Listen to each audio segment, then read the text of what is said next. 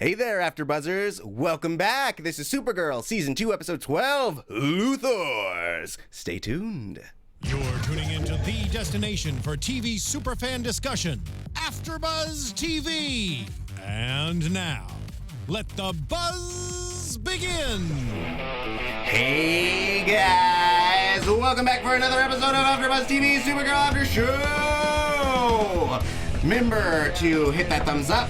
Remember to comment below, and we're chatting and all that stuff. But I can't do this alone. I'm joined by a wonderful panel. To my left, Stephanie Wenger. Hi everyone, you can find me on Twitter and Instagram at Stephanie Wenger. Joelle Monique. Hey guys, I'm Joelle Monique and this is my favorite song on Rock Band. Lacretia Lyon. Hey guys, I'm Lacretia Lyon and I'm the most metal person here, I will say. You can always find me at Lacretion anywhere on the internet since there is only one. Just one, guys. Yes. Yeah. And I'm Tauri J. Miller. You can find me at Tauri J. That's T-A-R-I-J-A-Y. And this song, of course, is the Metal by Tenacious D. Yeah, such a good choice for tonight. Yes. I'd like to thank my wonderful ladies over there for this musical It's all choice. Lacretia. Yeah, it's She's always so me. smart. Aw, look Yeah. at you two. So cute. Yeah, we They're try. gonna start shipping you guys soon if you keep I know, this up. they shipped me and Lex and Oh, Tauri and no. Stephanie already, so guys, like, we gotta get some more couples Yeah. going I'm gonna ask on. you guys to We chill had it some on fun the comments, ships. yeah. I love Lacretia. Yes. But I think we'd kill each other. I know, I think so. That's the end of this. Yeah. That's the end of that sentence. I love Lacretia. So cute. All right. Sorry, don't start this. Don't do it. So let's jump into this episode. It was a Luthorific episode. Yes. And so I would like to start out by talking about our friend Corbin, also known as Metallo. Ugh. It sounds like Metallo's left a bad taste in your mouth. Metallo is the worst thing. I don't understand nationalism or company loyalty. Like, I just, like blinding trust of people confuses and scares me. And his ability just to be like, I just trust Luthor, and she knows exactly what she's doing, and there can be no flaws in her plan. It's weird, and it's creepy, and it puts me on edge, and I'm glad he was stopped. Yes. Well, I mean, we start out with him getting his heart back, which is nice. It's nice, believe me. And I hear what you're saying about the national. He has a very high allegiance to Lillian Luthor, and he is essentially fulfilling her orders. I mean, one could argue that perhaps that was programmed into him when he became a cyborg. You could also say that he's grateful for her saving his life, which people tend to be. I don't know. What do you guys think? Steph? Creature. Yeah, I was actually, even though he's kind of a douche and he's evil, Metallo is like a cool villain. So I was sad he blew up, but it was a cool death. I will give you this. Chest cannons are dope, Yeah. and usually live action are done really poorly. This chest cannon, amazing. Oh, yeah. I mean, it goes back to what we say over and over again on this show, and their special effects are incredible. To be able to do that, and like, you're on a CW budget, like, your film, and it's always impressive what they get out of their budget. Even the makeup here, which again could have gone way over the line, it looked really cheesy. They kept it classy. It looked good. I believed everything I was seeing. Kryptonite chest cannon, more of it. Yeah, Yeah. I mean, Kryptonite, whenever there's an episode with Kryptonite, it's always a really interesting episode because you have Supergirl, who's rather indestructible in general, and when you have Kryptonite there, it really does kind of bring a new element into it, which I always like these episodes. Yeah. Yeah, it's always good to have some sort of vulnerability for your hero, and how cool is it to make it his heart and like his chest, and then, oh no, he doesn't need to use it, he's gonna explode, and she's trying to help him, because that's what Carr does. Yeah. Yeah, I mean, good or evil, and we see it time and time again with Kara, she wants to help people, and like I feel like she is fundamentally a good character, a good person, so it's really fun to see her kind of battle everyone and how she handles it. Yes. And Lacretia, you brought up the fact that he was essentially slowly dying throughout the whole episode. I like that they brought back the synthetic kryptonite that we saw a little bit in the first season, Yes. Originally created by Maxwell Lord, and it seems that the Luthors had perfected it. for the most part. Not enough to, make a working or sustainable chess cannon. But what did you guys think about the fact that he slowly killed himself by use of force? I thought they really, sometimes I'm not 100% convinced by the stakes. Sometimes they feel a little forced where you're like, oh, well, of course, now this happens. But I felt the stakes here were really meaningful and powerful because you've got, the chess cannon is gonna blow him up, and then Supergirl can't use the suit that she would normally use, wear to protect her from the kryptonite, because it's not there, and she flies off into danger. And then when she gets there, she can't anger him and make him use his cannon more, but that's all he really wants to do. And then it's save herself or save this person, and we've always seen Kara do her best to save the person, and here she just has to make the choice of I have to live. And I thought that was really interesting. And it was cool to see her not always be other person first. It was cool to be oh, this is an impossible situation and now I must leave. Yeah. So I liked it. I believed all the stakes and they really paid off in the end. Yeah. I agree. Yeah, I will say the stakes in this episode for really everyone in it were high, and that was what made this such a good episode. And I like Kal-El Kent in the chat brings up Metallo is a recurring villain, so that does make him more of Supergirl's arch nemesis than Livewire. and I would agree with that. I do get that. I think that they went with Livewire because she's a woman, and they try to make this show really more about female empowerment. But yeah, I would agree. I mean, Metallo certainly showed up more in the comics. And I still think Lena Dunham. Oh my god. No. Lena Dunham, the main.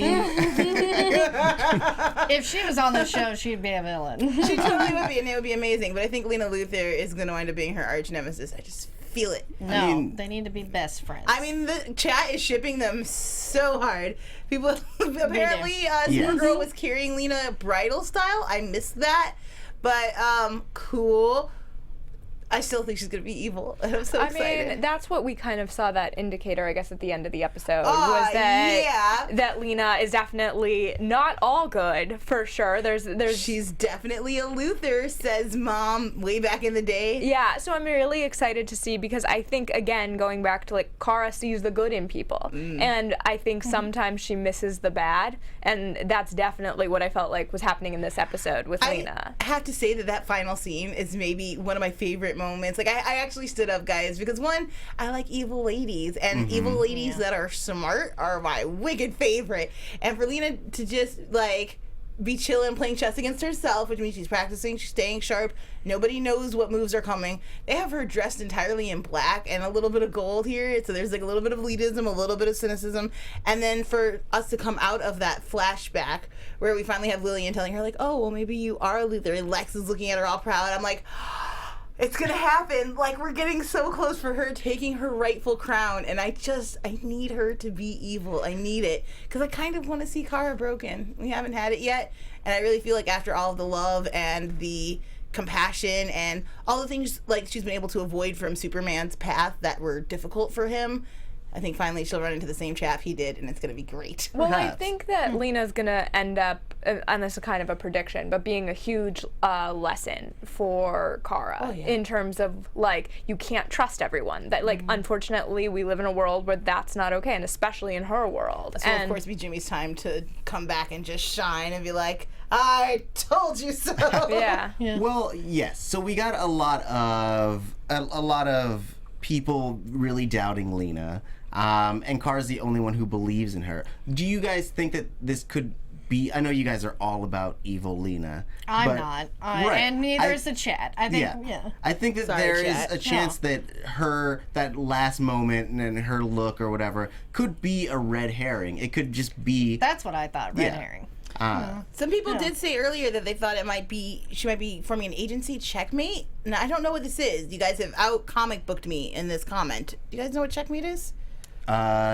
We'd have to... Should I ring a bell? Yeah, I'll have to Chat, Google. if you want to fill us in on your vast knowledge, we'd really appreciate it. But that would be a good red herring. I mean, it's up a new thing. I mean, I would be such a fan of that turn. If she turned out to be good and they were truly friends, I would be such a fan. I just feel like they're leading towards Lena versus Kara and having it be a battle to the end. Okay. Well, and I think unfortunately, without Cat Grant, Lena, Jimmy, and Snapper Carr are sort of filling those different roles for Cat, and I think that that's what Lena is like sort of that thing that pushes her, that's always sort of on the line of good and evil, but I don't think she will ever be fully evil. But, they keep hinting at she is a Luthor. Right. And that cute little scene with her and baby Lex, but that's the thing is, I was a pretty evil child, I'll say. I mean, I'll always do stuff. Yeah. Well, I mean, all right, so for... I'm sorry. The chat, first of all, thank you guys for chiming in. So we've got Checkmate is from Smallville. Checkmate was part of Task Force X. Someone said Checkmate is evil. Someone said Checkmate is fake news. And thank you for that, because it'll be a chuckle right in my belly. That's funny. Nice. Awesome. All right. Where was I going? Oh, for you guys who think that Lena is evil, where do you think that her plan began? I mean, they throughout the episode, they were kind of laying out moments that could have been a part of her plan. The Medusa sections and calling the police on her mother, even this kidnapping could have all been a part of her plan. But at what point do you think that her plan initiated and her mother's plan stops? That's a great question. I'm not sure. I always kind of thought of it as being part of the Luthors, and that was, it's like inherent in her that she would be this way. I don't know when it like ends with her mother and starts with her. That's a really good question. I definitely think it starts before we've even been introduced to the character, and if we take it all the way back to our first meeting of Lena, it's not the alien technology that we first meet her. Carr is sent on assignment. But there is alien technology, and she knows Carr has a relationship with Supergirl, right? Because Cat Grant's paper has the exclusive, basically created Supergirl.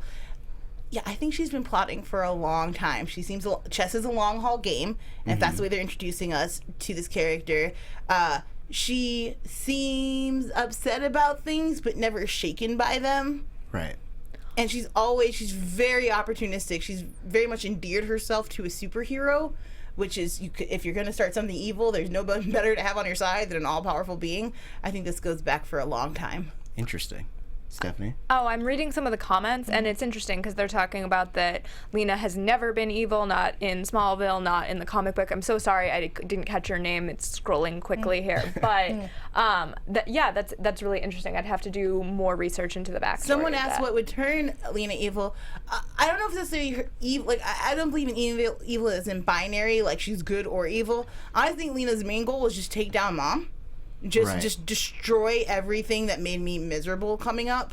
And that, could have some good attributes to it. Like, Lillian is not a great human being, so wiping her out could actually be a good thing for society.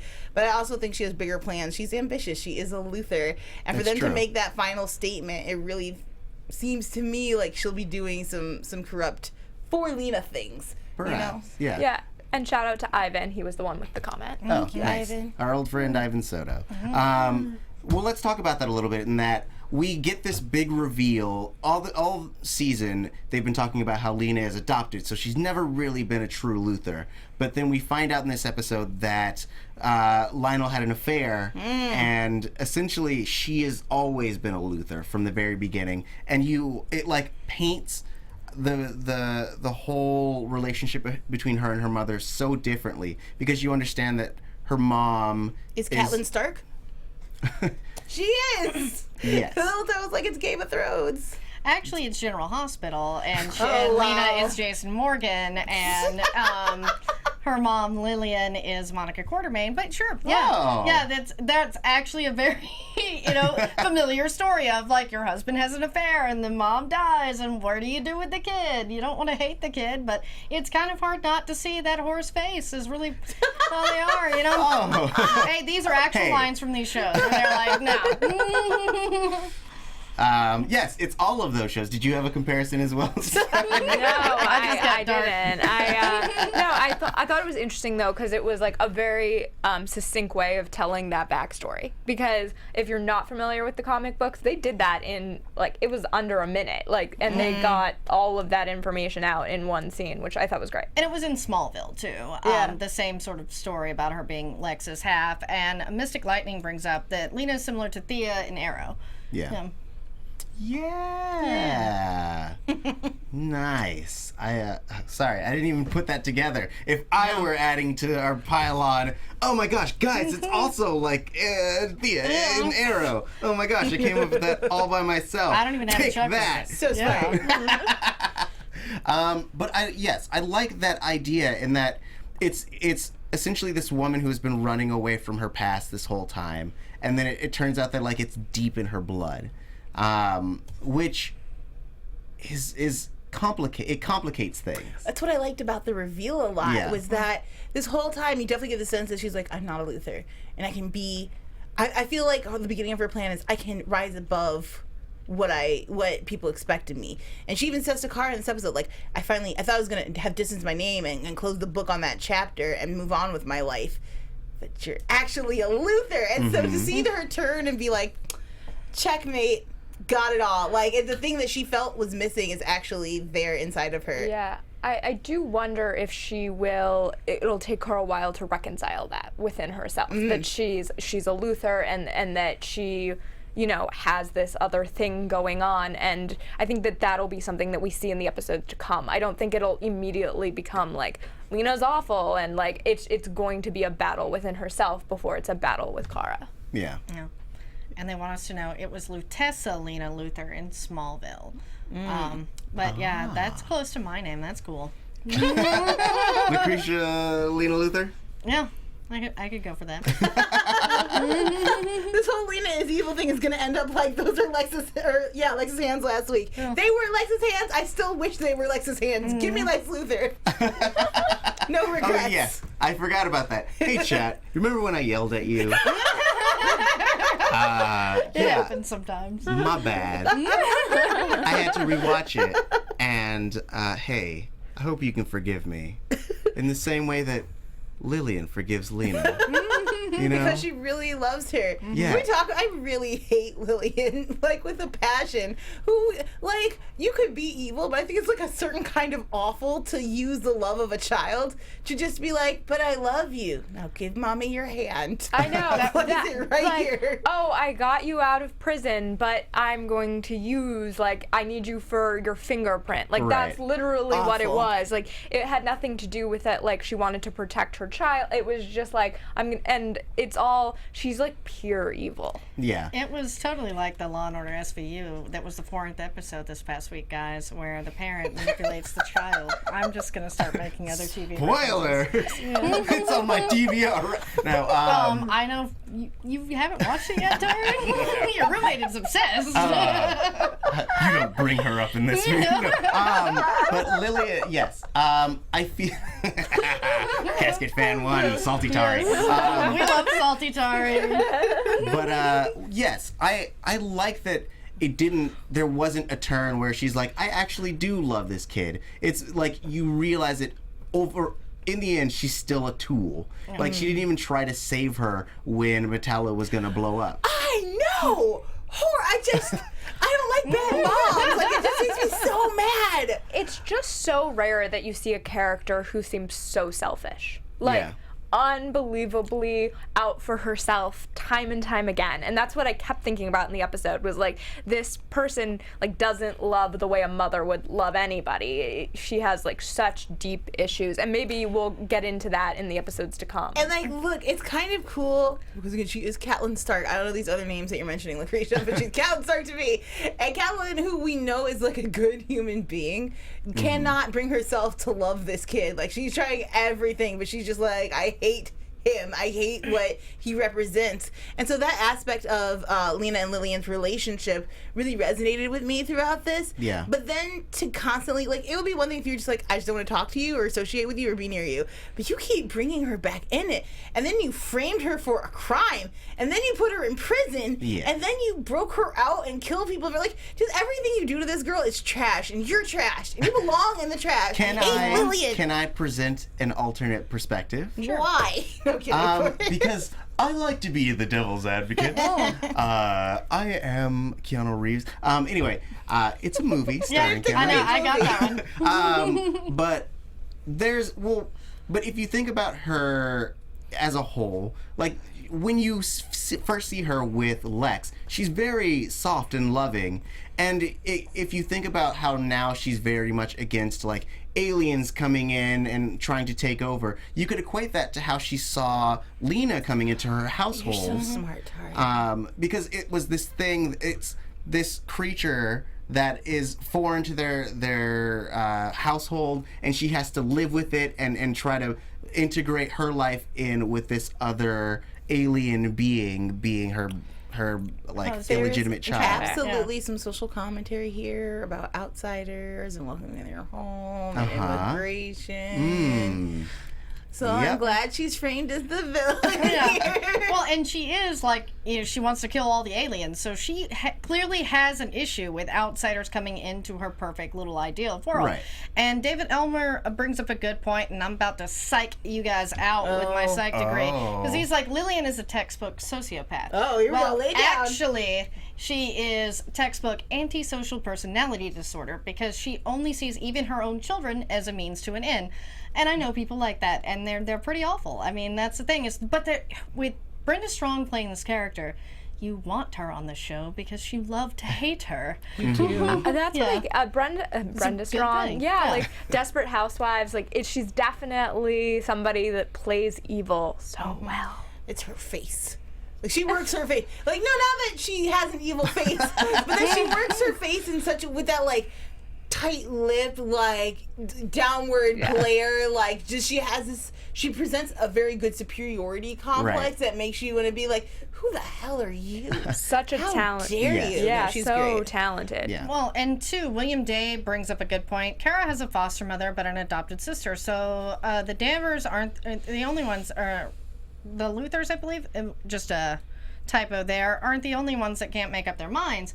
Which, it's interesting, is that you see the parallelism is you've got the Danvers family, who are so accepting of Kara, everything's great, and then, as usual, you have the Luthors as the exact opposite there as the, way not to be racist. Yes, though I would say that, like, the Luthors have a little more baggage attached to it.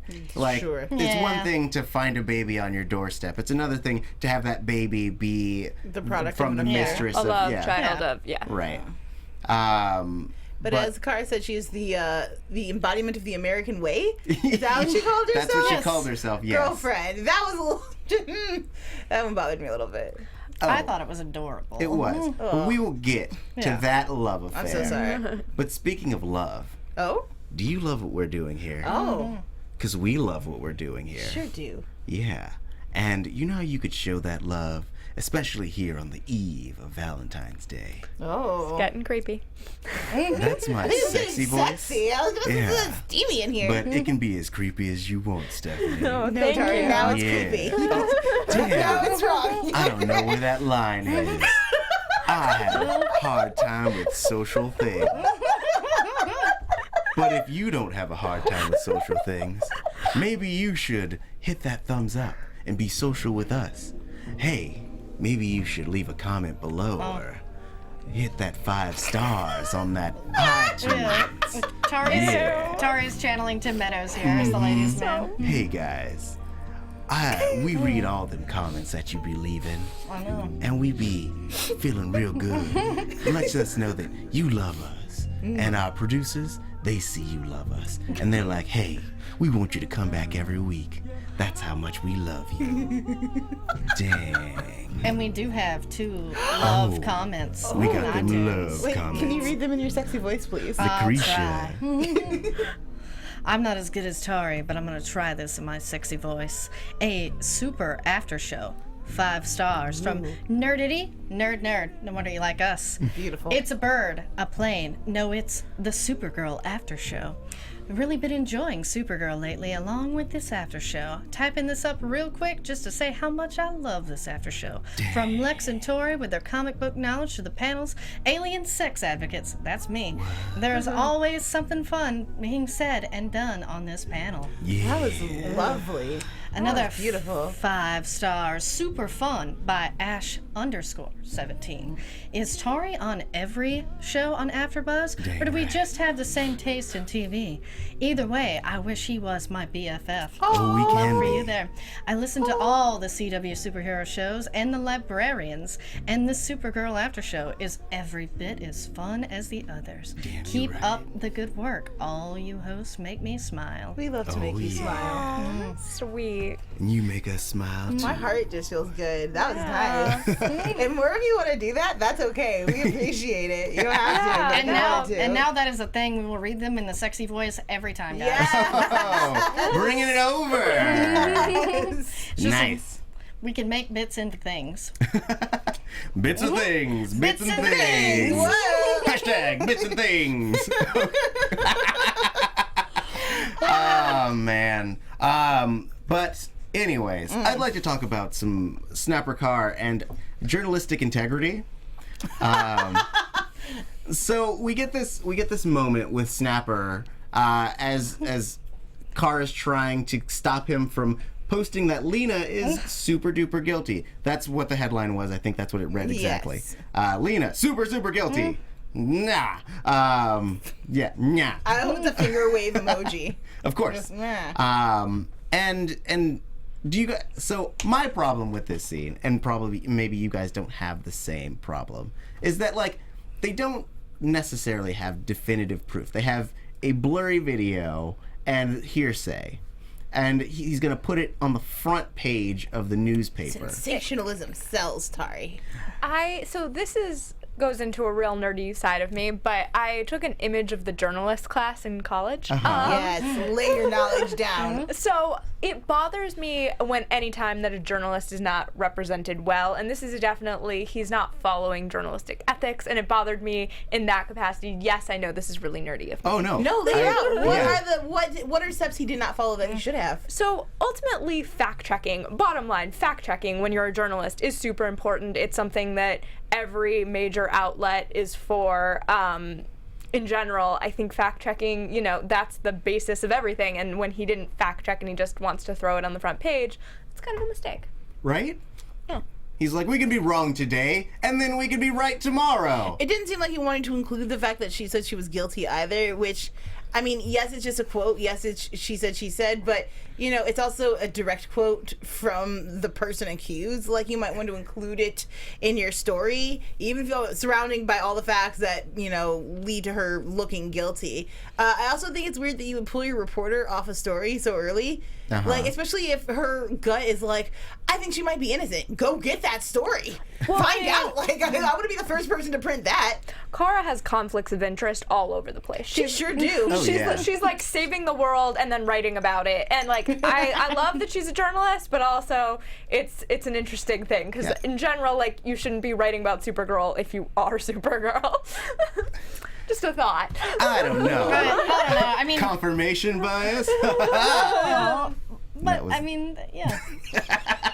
Did Peter Parker not take pictures of Spider-Man? Did Clark Kent not work? I mean, you can argue all of that. Absolutely. Everyone's a journalist. Ooh, our buddy Nerdity Nerd says, I love how he ripped into Jimmy and Kat for being Lords of Fluff pieces in the first episode. And here he's like, whatever. I actually love Snapper Carr, but mostly because I love Ian Gomez, because Cougar Town is one of the greatest shows you guys never watched. But yeah, like, I love how he's got this voice going with this character that sounds like my Jensen Ackles impersonation. Yeah? It's gruff, yeah.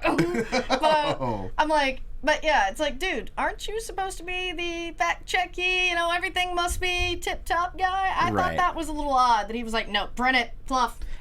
I mean, if someone had mentioned struggling paper sales and needing to print, because they're like pulling the paper like the night before it goes to print. So it makes sense to me that they're like, okay, well, this is the hottest story. We need to cover it. And it would also make sense to me, like, look, the facts that we can print, the stuff that we know, might lead people to think she's guilty. We're not saying it, but these are the facts that we have. It's the #1 story, and we need to sell papers. There's a storyline I buy. I totally buy him being like, F your fluff pieces, like, this is what we got to do. But for him to be like, I don't really care about any additional facts, and I'm going to do this last minute, it was a little weird. It really bothered me because I felt like he was such a good mentor for many weeks and trying to get her to get the full story and all the angles. And then this week it was like, oh, I'm tossing that aside. I don't care. Let's just print it. Like, we don't have another story, so we're going for it. And that's just not okay. Yeah. I mean, though it did make his, like, eating crow at the end that much sweeter. Where he's like, I guess you were right, Danvers. We just had the moment last episode where when he's like, you know, oh man, your gumption is annoying. And she leaves the office and then he smiles because, you know what? She got the story. She did it. Good job, kid.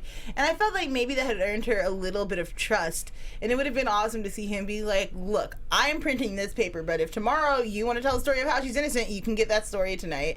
And, like, still, you know, trusted in her. So I feel what you're saying there. Like, the mentorship is a little off this episode. Yeah. Yeah, that's just how I felt. Yeah. Meh. Absolutely. Yeah. He'll be back on track. Because his name is Snapper Or will Carr, he be back in tune? Because it's the musical episode? I'm getting there? Yeah, we're getting there. Okay. We're good. But also, before we talk about the juicy Carr Mon-El stuff. I'm so excited. These two had a real moment. I can't wait to talk about it. Oh, I know. Girl. I know. I'm so excited. It's They gonna be really had to pause and touch each other. They're like, it's happening. It's real. so wrong in a very PG way. It was on the hands, guys. Calm down. Tell me more. But before we get to that, I just wanted to make notice that we finally got our Guardian acknowledgement, which is really nice. Oh, and he kicked butt. Oh, that fight scene was everything. It was wicked cool. It was like a mini Marvel hallway fight scene. Yeah. Like we didn't go full out. It wasn't Daredevil level split, but we're on the CW, and I thought it was really well choreographed, and I was very excited to see that not only could he hold his own in a fight, but afterwards he was like, I love my shield, and I'm like, this is everything. I've been waiting for a good Guardian for a long time, and I wasn't sure that this was going to be the place that I was going to get it. Yeah. Like, when they announced Guardian, I was a little nervous. I'm like, I don't know what you guys are going to do with it. I don't know how he's going to fit into the Supergirl world. I don't really like Guardian as a sidekick. And then they were like, no, he's not a sidekick. Yes, he kicks butt. And he looks good doing it. And Jimmy's kind of getting swole. Yeah, Jimmy's butt was on point. What I'm saying, those arms are coming out, the shoulders. Like, I'm excited about it. He needs to wear those slacks all the time. He should just make that part of your Guardian suit because it looked better. Yeah, more tight silk shirts too. I'm about all of these things. Oh, great, yeah. I can really relate to these feelings. Guys, he's real together. He's real tight. He's real ripped, shredded like beef, guys. He's shredded. Tauri, you're an expert fight guy. How did you feel about the fight scene? I felt like it was really well put together. There was a moment where you see it from Lena's perspective, and I thought it was really cool where you just hear, like, most not even from a fight person perspective, but from a sound design perspective, where you're hearing like the punches and the blasts and the like metal on metal. I thought was really well done, just like having those whip pans and things like that. And from a fight perspective, I mean, it's great. It felt like a Bam Bam who does all the arrow choreography. It felt like one of his fights. Which I wonder if it was one of his fights. James Bamford is around there. He could come over and coordinate that. Not surprise me. I could ask him. I can send him a tweet. Yeah, do that. Can you do that? Make sure to get him before the end of the show. Yep. You've got 10 minutes, go. Yeah, be as fast as you can. But yeah, it felt like in all of Guardian's fights feel like a Bamford fight, which is really cool because his stuff is amazing. And even if it's not him, they're like, well, he's doing great, we're going to do that too. Keep it in the style. So Guardian, great. I love the chat that James had with Kara being like, you believe in this girl you just met so much, and yet you can't believe in me, who has had your back since the beginning. Yeah, it was a nice friendship moment for them. It goes back to season 1, and they've been doing a little bit more of that as we kind of move into, I guess, the second half of the season, where you're like, oh yeah, they have like a real friendship, because I feel like we lost Jimmy for a minute, and it's nice we to have... definitely did, and I agree with you. It's nice to have him back. Though I will say, because I do still ship Jimmy and Kara, I really want them to work out. The buddy shoulder tap at the end, he's like, yeah, game night. I was like, no, it's platonic. It's over. The love is gone. I hate it. Yeah, it's been gone a long time, girl. No, I want it, Tom. Holding on with both hands. But since it's gone, it allows us to make way for Kara and Mon-El. I'm gonna let you guys take the stage. Okay. I'm just gonna turn over here. I'm gonna set it up, and then you guys can knock it down. We find out in this moment that Kara gave up her potential relationship or her budding relationship with James to be Supergirl because she didn't believe that she could have it all, which makes that whole beginning moment where she's like, hey bro, this ain't working for me.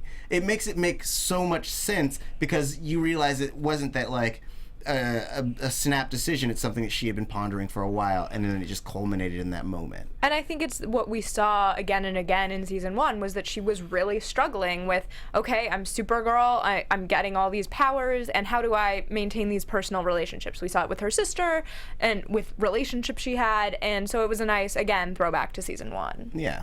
And so now that she's able to kind of process that piece of it, she sees Mon-El for who he is and realizes that she's been in love with him since she met him, and then they almost have a smooch sesh. The sweetest. And I was freaking out, and I was just like, Tauri, we've been watching this show for 2 years. It's finally, she's like finally gonna find that happiness, and no. Yeah. It was sad. Well, before we get into that, I totally ship Caramel, even if they want to be in a polyamorous relationship with Lena. Like, you know, whatever. It's progressive. It's 2017. Carmelina. Yeah, Carmelina. Carmelina. Sounds sexy. But I was so happy for them to have this conversation, and I really like that Kara sort of resided in herself, that she doesn't want to change him. She gets everything right now, because that was my only issue going forward, because there's nothing wrong with him. He's freaking adorable. But yeah, I like that, you know, you use the term have it all, because, I mean, how many women struggle to find balance and, you know, learn to have it all? I mean, that's something that actually everyone can relate to, even if we're not Supergirl. Yeah, and I think that that's something that they've done over and over again on the show, is like find a way to make a character with all these superpowers very relatable to women that are dealing with like career, relationships, family, and she's dealing with all these things as well, and then she just has this added thing of the superpowers. I did like her moment when she was like, I don't enjoy being vulnerable. And Yeah. I don't really like this part of trying to get with you, but the end result of it's going to be good, so I'm just going to dive in. I was like, I feel you, Supergirl. Yeah, Totally I don't like being understand where you're coming vulnerable from. either. It's not a pleasant feeling. I feel like Mon-El now has competition, though. Oh, yeah? Yeah. Who do you think is his competition? Well, we get a big reveal at the end of the Oh, episode. yeah? Oh, Sorry. yeah? I think that's a good segue into our predictions. That was Spanish, guys. Was it? It was the best Spanish. I'm going to call it Spanglish and let you have it. Yeah. Good try. So at the very end of the episode, right before that sweet smooch, we get whimsical light dancing around, and then poof, into view is Mr. Mxyzptlk, and he best says he's spelling of a in name ever. love with Kara. Sure. Okay, buddy. I mean, She's a catch. I mean, yeah, come on. I totally. mean, who wouldn't be in love with Kara? But I mean, if you're really gonna love somebody, can you do it without having ever had a conversation with them? I don't think so. I just hope that it doesn't deter her from Mon-El. Like, I understand that this is like a stop of some sort, a distraction of sorts, but like, I still want her to be with Mon-El and give that a real try. Are you saying that perhaps not that she would leave him for Mr. Mxyzptlk, but that this would throw her off the track to Mon-El? Okay, yes. Exactly. Like, Got I it. don't think she's ever going to actually be with this other character. But I think in her world, she seems to get distracted by things and pulled in different directions, and I just hope that she's able to give this a shot. She did make this very clear statement of, like, the reason I couldn't be in a relationship is because I thought people were going to get hurt, and so I had to be Supergirl and protect everybody. So if Mxyzptlk poses any kind of, like, physical threat to Mon-El, perhaps, that would upset her. God, I don't want them to drag this out any longer. Like, it's clear they're going to get together. Like, let's do it. See what's wrong with this relationship so we can get back on track with Jimmy. I mean, they're already there, basically. Yes. And for those who don't know, Mr. Mxyzptlk is a fifth-dimensional being. He has all these powers, and every so often he comes and hangs out in our dimension. He is typically a Superman villain, and the way to get him to go back to his dimension is to make him say his name backwards, kill Pipsism. That's all you need to know. That's a very good, quick round. Yeah, Thank you. very helpful. I know. Billie Jean Girl in the chat comments, Mr. Mxyzptlk, I am tongue-tied, is not how I pictured him to look. Remember how he looked in the Superman animated series? I don't. Yes. Yeah. I'll have to look that up. He was tiny. Pretty tiny He had a little guy. giant head. He was voiced by Gilbert Godfrey. Oh, yeah. wow. Yes. He Okay, was so one, we insane. get a sexy version of Mr. Mxyzptlk. Thanks, CW. Yeah, I And was like, second of that's all, so odd. I'm not as familiar with Mxyzptlk. Is Yes. he this universe's Batmite? Kind of. It sounds like popping in from different dimensions. Does he know stuff about characters within the story before they know him? And anyone divulges information? Because that's definitely a Batmite trait. I mean, he knows a lot. I don't know if he knows like future. I don't remember if he knows future stuff, but like Okay. he definitely like knows that Superman is Clark Kent. Spoiler alert. So I mean, he definitely knows things about the characters that they may or may not know. Is he traditionally shown as small and or floating? Yes. I'm going to check him as this universe's Batmite. Got it. Copy, but I got it. Okay, so we're on the same page. Yeah. Cool. So what do you guys think is going to happen in the next episode? How do you think he's going to affect the story? Well, I mean, we see her in a wedding dress, so that's going to be interesting in the previews. I don't know. That wedding dress is beautiful. I'm sorry, I'm going to cut you off. Yeah, I think that it's going to be interesting to see because I think he is going to like wreak havoc on her world. There's gonna be music, right? I'm so excited. This is the musical episode next, right? I know, not yet. No, No. I think No, I You wanted got- him to be the reason they I think sang, because there's- then it would be just like Buffy, which is all I said I wanted this episode to be. but Well, I think Music it's, Music Meister. Meister. Yeah. Would be why they Makes say. them I sing. wanted Yeah. to be Mr. Mix. Okay, whatever, fine. I'll wait. I'm trying to be patient. I just want the musical I think it's episode. like 3 or 4 episodes away now. Yeah. Stay forever. No, I'm kind. It's cool. Yeah, I was surprised that he wasn't involved in the musical episode. Yeah. But we've got Music Meister played by Darren Criss, so that's true. a good, Yeah. segue. I mean, who knows? He may stick around. They may be like, bro, we need a fifth dimensional being, bro. And then we can just work some magic, bro. Be part of the DEO, bro. yeah, because Oh my we're gonna goodness. have our magical man Malcolm Merlin in the episode. That's so, true. What's up? More magic. All right. So, and also, if I were to just, this is a last minute prediction. Okay. But if I were to feed into your evil Lena theory, we had a couple episodes ago the mystery of the alien weapons dealer. And we caught the specific guy, but we don't know who was supplying him. And so if we have a whole evil Lena thing going on, she could be the supplier. Yes, Tauri. yes. Yes, that's exactly the kinds of predictions I'm looking for. More like that fan base. Yeah, definitely. Oh man, I'm sorry, I just got really hyped off that theory. Now I'm super excited. Yeah, that's awesome. Evil Lena forever.